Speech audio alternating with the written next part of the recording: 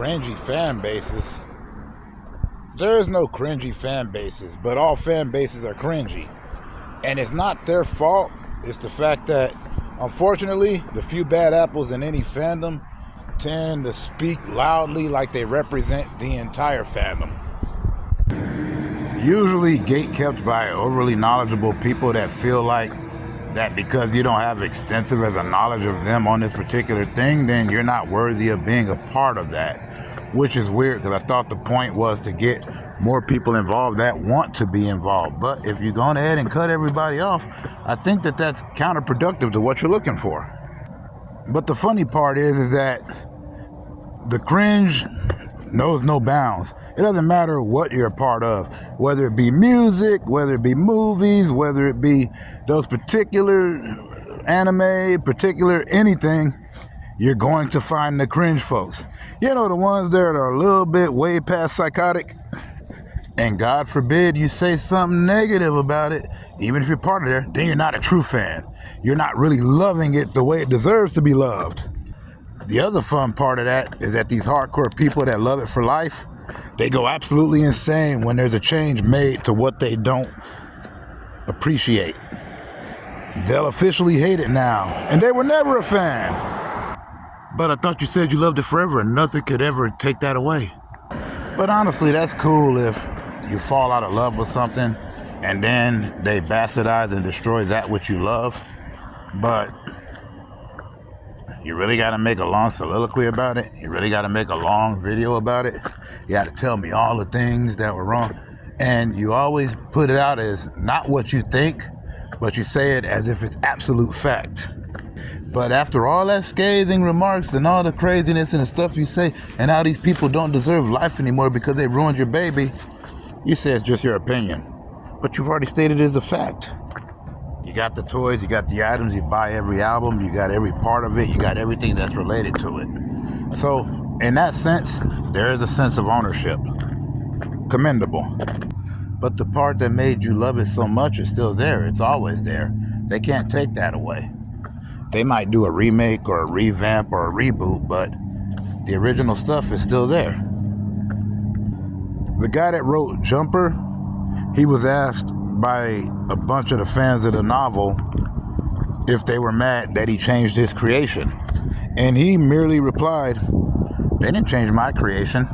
I still owned the parts of my creation." He still had all the novels sitting right behind him.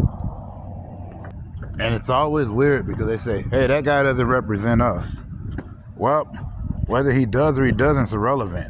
He's speaking loudly, very loudly, about that which you love and calling everybody to arms and also asking people or telling people to do weird things to themselves because of his dissatisfaction. And that goes on to y'all. And so far, in music genres, and stories, comic books,